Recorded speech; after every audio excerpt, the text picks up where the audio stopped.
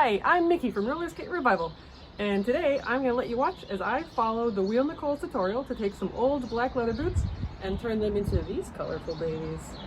You grab the skates and I'll grab the tools. Let's go rolling around like a couple of fools. Don't care if we're old, let's start something new. As we go rolling around, me and you.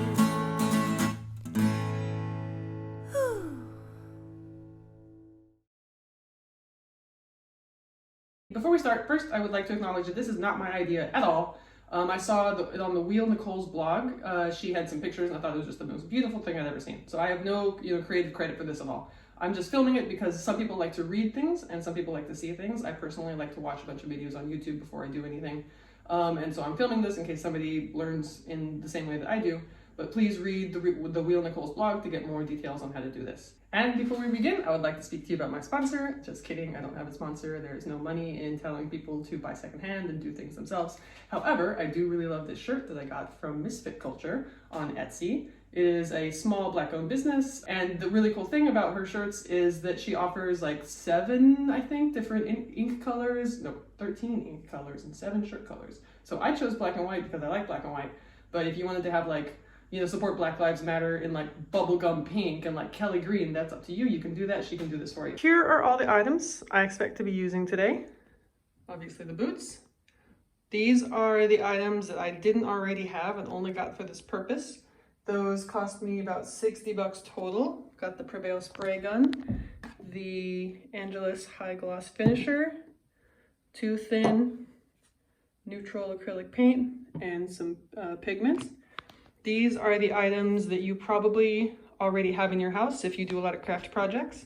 So like some masking tape, paintbrushes, goggles, respirator, some gloves, and maybe some kind of a cleaner. If you don't, those are probably going to cost you about, oh wow, like $100? No way, probably because of the respirator. Yeah, the respirator would be $30 if you didn't already have that. So I already had this, so that wasn't an extra fee, but you maybe, if you don't have it, could cost up to $60. And then most people have a rag and a hairdryer. If you don't, that's probably an extra 20. So all in all, these items could cost somewhere between minimum about $60 if you only bought these things, maximum about $150 if you didn't have any of them. And I'm not counting the price of the skates because that could be, your $200 skates you bought or your $5 skates. It's just too much of a range. So the first step is to cover everything that I don't actually want to paint with tape. So I'm just going to cover up the heel, and I guess I'm going to leave the eyelets and just hope for the best.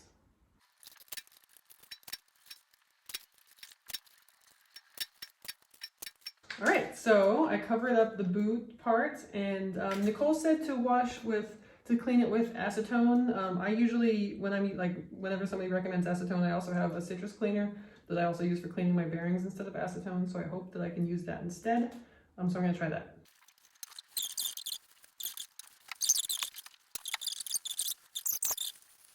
So what we need to do is take our neutral and bring it to just under the 2 level on the Prevail sprayer jar. And then we're going to take the 2 thin and top it up to bring it to the 2. And then we need to put in about, this is 10 grams of pigment. So we need to use 1 gram. So I'm just gonna roughly, try to get like 10% of it. And then we need to shake this up to mix it. But I read online a lot of people have trouble with the Prevail sprayer. So I've actually been procrastinating on this for like a month because it made me so nervous. But the things I read were, one thing is to always do it at about between 45 to 90 degrees. If you do it too sharp, then down, then it won't spray well, and it won't spray well here either. So really right about here is the magic. And that when you first open it, you need to spray it out for like 10 seconds. I don't know, something about things getting stuck, whatever. And then there is, I guess, if sometimes things will get stuck here. And so what one guy was saying is if it's like stuck, then you need to hold your finger really hard here and then press down so that it'll like shoot out whatever's stuck.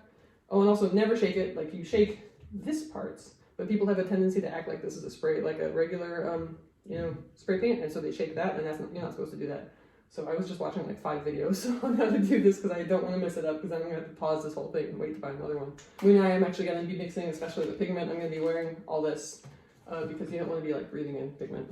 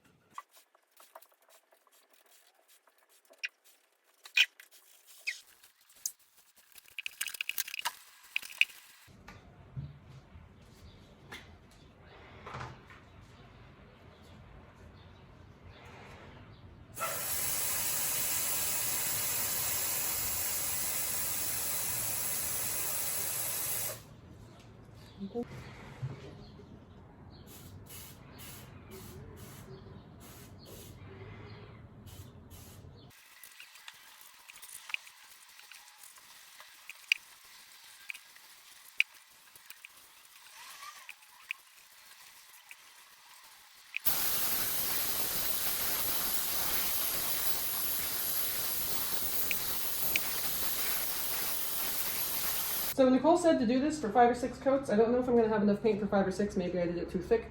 But even after just one, this isn't even coming across in the video. This is pretty much the most beautiful thing I've ever seen in my entire life. It's like, I feel like there's like blue and green and purple shades in here. It is just, I did not expect it to go this well. This is just like a million colors. And this is after only one coat, but this is just stunning. So it's been about 3 hours. I let these dry and they are so blue. I don't think you're able to see the color shift. They're mostly blue, but then sometimes they're like a deep purple. So the next step is to paint them with some acrylic finisher and then let them cure for about 48 hours. So far, as predicted, the only mistakes that I have the only imperfections are in my my implementation. There's a couple spots where it's a little too thick, and that's exactly what Nicole said, is that if you get it too thick, you should just dab it off.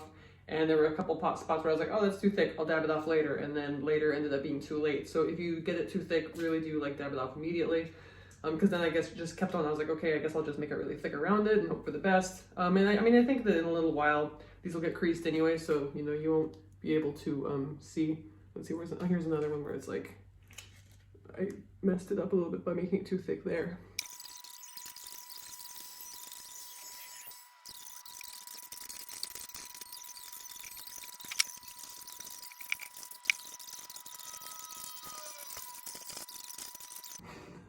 So it has been a couple days, everything's dry, and a couple of things I would want to talk about is, I don't know why, but for some reason one part of it just kind of fell off. So I had to fix it by painting it by hand, and I wanted to mention that only because somebody I know said she was going to try to paint it with, you know, a paintbrush on a lot of patients, and I wouldn't recommend that only because most of it looks really smooth and perfect, and then this part is not smooth and perfect.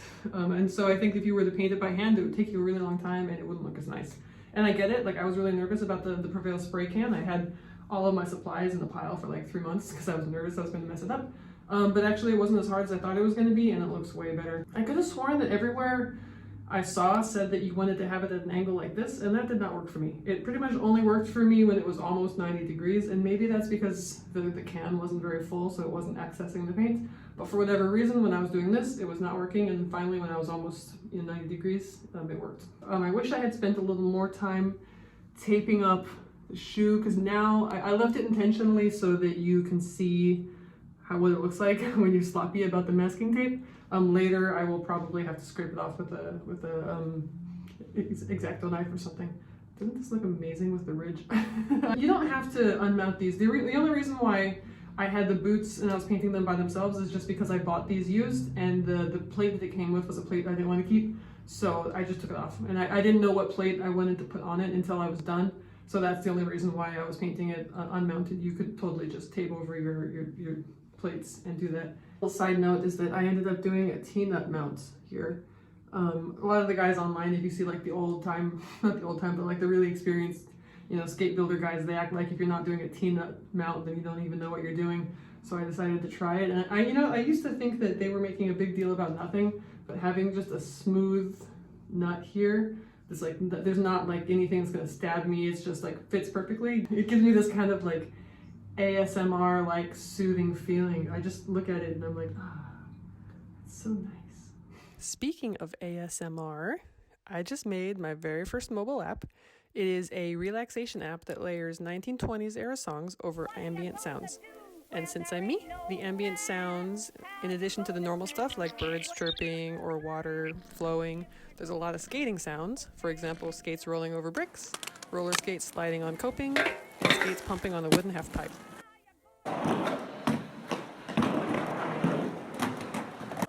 At the time of this recording, the app is completely free, so if this sounds like the kind of thing you'd be into, please look for Oldies in Another Room and in the App Store.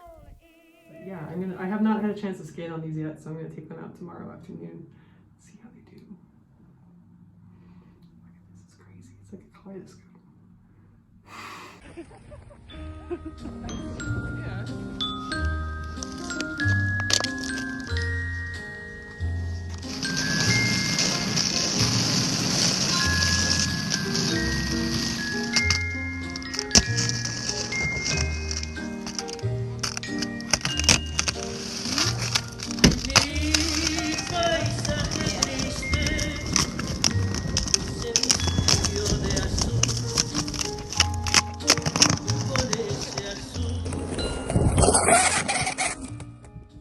So follow-up, I feel like I've done like a million follow-ups. Maybe I just can't stop talking about these guys. But I took them out for a full day of skating, like, I don't know, a couple hours. And I would say that, they still look pretty much the same. There are a couple of spots where I lost some paint right there. Yeah, like right here, there's a little bit of crease.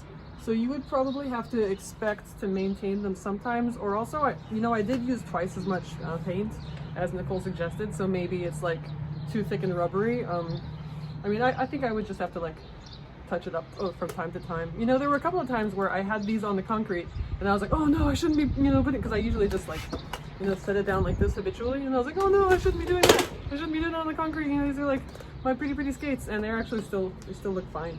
But I would expect some amount of like, it's paint, right? It's not dye, so it is gonna kind of like flick. I don't want to peel it off, but it will flick off sometimes. But overall, this is 3 cheers for the Wheel Nicole. I love these skates so much. They're so beautiful. If you do follow either the Wheel Nicole's tutorial or my video, I know that she, when I told her that I was going to be following her tutorial for making a video, she was like so unbelievably supportive. Like every single time I tagged her, she was like, hell yeah! And I'm like, you don't have to do that every single time. I'm just trying to give you credit. So I'm sure she would really love it if you tag her if you try this, and I definitely want to see. I always love to see when people follow the videos and make something that they love. So please follow me on Instagram and the Wheel Nicole, and I hope that we helped you love your skates more. I'll show you the pictures. It's amazing. And then you're like, oh, she's biking. Oh wait, no, she's also skating. Yeah.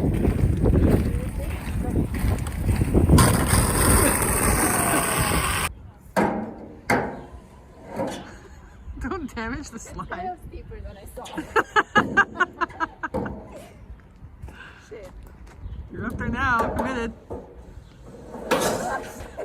I don't have any grip. No. I know, I can tell when you get almost all the way up and then you just get stuck.